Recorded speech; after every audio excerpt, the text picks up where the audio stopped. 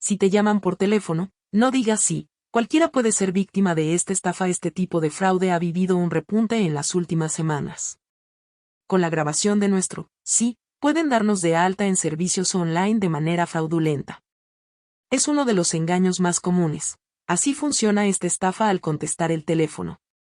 Responder sí al descolgar el teléfono puede ser la acción más común en el día a día, pero también puede llevarnos a ser víctimas de una estafa. Es lo que se conoce como la estafa del sí, un tipo de fraude que ha vivido un repunte durante las últimas semanas y en el que los defraudadores graban esta respuesta cuando descolgamos el teléfono, por simple que parezca, para utilizarla luego en otro tipo de actividades. Un tipo de peligro del que cualquiera puede llegar a ser víctima, tal y como cuenta a 20minutos.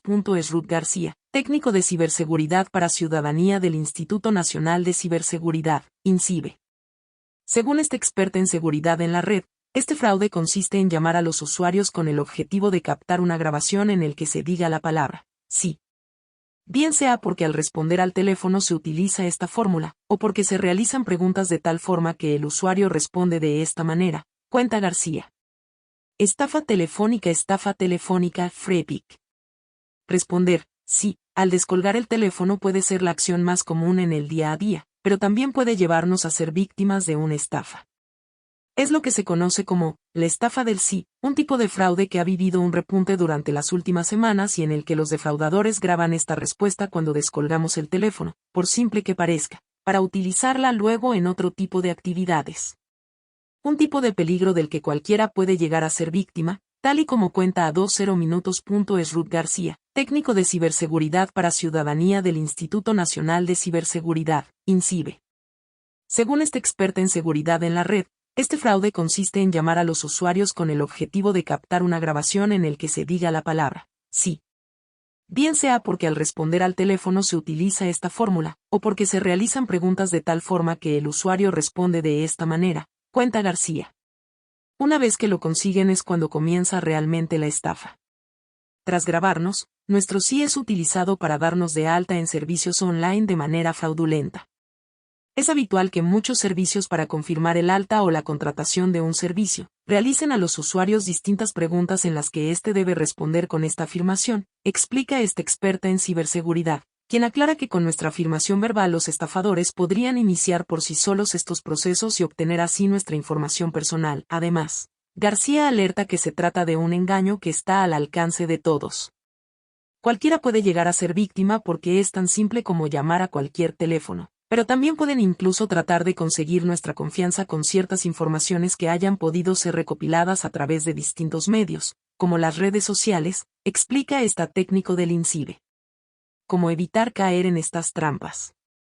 Es primordial ser precavidos con las llamadas que recibimos y con la información que facilitamos, cuenta también a este diario Manuel Ranzán, responsable de ciberseguridad del INCIBE para ciudadanos y menores, sobre la manera en la que los usuarios deben actuar ante la posibilidad de caer en este tipo de fraudes. Ante una llamada sospechosa lo recomendable es colgar. Si vemos que algo no nos encaja o tenemos dudas a la hora de facilitar información, lo mejor es ser precavido y no hacerlo, expone Ranzán, quien aclara que si la llamada se produce desde una entidad bancaria concreta o una empresa oficial, y tenemos dudas sobre si de verdad son ellos o no, lo ideal es buscar el teléfono oficial y contactar directamente para consultar la veracidad de la llamada. Y aún así, Ranzán advierte que lo que no debemos hacer es devolver la llamada al mismo número que nos ha llamado. Los fraudes más sofisticados son capaces de llamar suplantando los números de entidades legítimas, describe este responsable. Phishing, vishing o smishing, entre otras estafas. En la red existe todo un entramado de fraudes que se suceden todos los días a través de las tecnologías y que se conoce como phishing, un engaño en el que los timadores se hacen pasar por entidades oficiales para conseguir nuestra información personal. Dentro de ella hay multitud de tipos.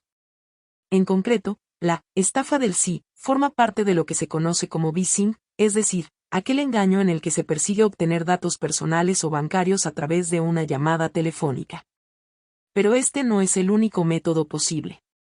Si los estafadores intentan hacer lo propio a través de SMS falsos, entonces estaríamos hablando de smishing. Y